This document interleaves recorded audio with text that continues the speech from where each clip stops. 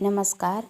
फिर से एक नई कहानी के साथ कृपया करके मेरे चैनल को लाइक कीजिए, सब्सक्राइब कीजिए और कमेंट करके ज़रूर बताइए कि मेरी कहानी कैसे लगी। मृत्यु का भय। एक राजा को मृत्यु से बहुत भय लगता था।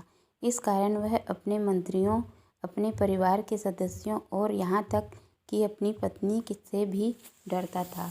अपनी सुरक्षा के लिए उसने एक ऐसा महल बनवाया जिसमें बस एक छोटा सा दरवाज़ा था, इतना छोटा कि उसमें बस वही आ सके और किसी का प्रवेश न हो। पड़ोस के देश के राजा को खबर लगी कि यह राजा बहुत सुरक्षा से रहता है, तो उसकी इच्छा उस सुरक्षा व्यवस्था को देखने की हुई। उसने जाकर राजा का महल देखा और बहुत प्रभावित हुआ। यह बात उसने जाकर अपने गुरु को बताई। तब गुरु ने हंसकर कहा, तुम ऐसा महल बनाने की भूल मत करना, और अगर बनाना चाहो तो उस राजा ने एक दरवाज़ा तो रखा था, तुम एक भी मत रखना। तब राजा ने अपने गुरु से कहा, फिर तो कब्र बन जाएगी। गुरु ने हंसकर कहा, कब्र तो अभी भी बनी हुई है, फ़र्क सिर्फ इतना है कि दरवाजे वाली कब्र है।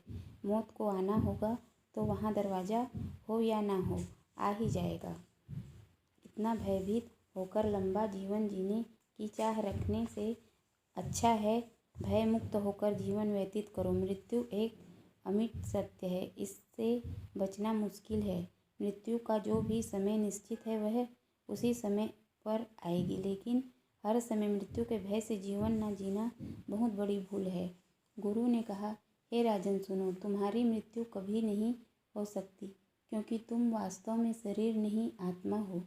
आत्मा कभी मरती नहीं, वो अविनाशी है। आत्मा तीनों कालों में भय से रहित है।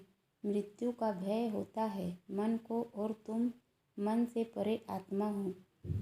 मन कभी पूर्ण नहीं हो सकती, उसमें सदा अभाव बना ही रहता है।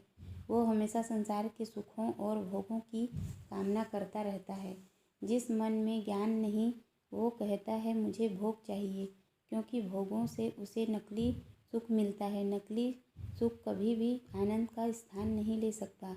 संसार के भोग मनुष्य को रोक दे जाते हैं। अज्ञानी मन सदा मृत्यु से डरता रहता है।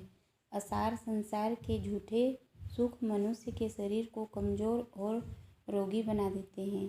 आयु पंख लगाकर उड़ती रहती है, कब यौवन चला गया और कब वृद्धावस्था आ गई मालूम ही नहीं चल पाता। सत्संग में मन लगता नहीं, भक्ति ज्ञान और वैराग्य से मुलाकात हुई नहीं। फिर बताइए कि शांति कैसे मिले। शांति को पाने के लिए मन में ज्ञान का होना आवश्यक है। हमें ज्ञान से यह समझ मिलती है कि मन को बाहरी सुखों से मत जोड़ो। बाहरी सुख बाद में दुख देते हैं।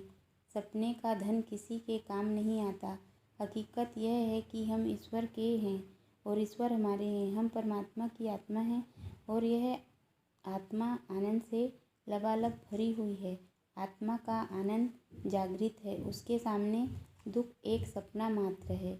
जो भय भ्रम और दुखी है उसे भुला हुए समझना, उसे अज्ञानी समझना। जो मार्ग भुला हुआ है वही गतिहीन है। वो पुकारता है कि आओ मेरा दुख दूर करो। जो सपने में पीड़ित है वो रो रहा है, जो जाग रहा है वो उसके रोने पर हंसता है। सपने में चिल्ला रहा है कि मैं डूब रहा हूँ, बचाओ। जो ज्ञानी है, जो जाग रहा है, वह देख रहा है कि यहाँ पानी ही नहीं, फिर यह क्यों चिल्ला रहा है। अज्ञान की व्यवस्था में भय भ्रम और दुख सताते हैं। अज्ञान के मिटते ही सारी समस्याएं स्वयं ही दूर हो जाती है। दुख देने की शक्ति ना जड़ में है और ना चेतन में। स्त्री पुत्र और धन आदि कोई भी दुख नहीं दे सकता। दुख का कारण है मन का अज्ञान। अज्ञान ही दुख बनकर सताता है। मन की रचना में, मन के संसार में दुख है। मन से परे आत्मा का संसार है। आत्मा का जो आनंद लोक है वो दुख से अनंत परे है। मन सदा अधूरा है, इसलिए वो सदा दुखी रहता है। मन को अगर पूर्ण होना है तो उसे आत्मा से जुड़ना पड़ेगा। आत्मा सदा से आनंद है। सागर की ओर देखेंगे तो जल ही जल दिखाई पड़ेगा। जल ना हो तो सागर कैसा। आनंद ही आत्मा है और आत्मा ही आनंद है। आत्मा सदा से पूर्ण है, वह सदा तृप्त है, उसे किसी भी वस्तु की आवश्यकता नहीं है। मनुष्य का सच्चा मित्र है ज्ञान। जो मनुष्य गुरु कृपा से मन को ज्ञानी बना लेता है, वो सदा सदा के लिए आनंदित हो जाता है। ज्ञान के द्वारा हमारा मन आत्मा से जुड़ जाता है। आत्मा में कई सूरज का प्रकाश है। मानव का जीवन अंधकार से निकलकर प्रकाश में आने के लिए मिला है।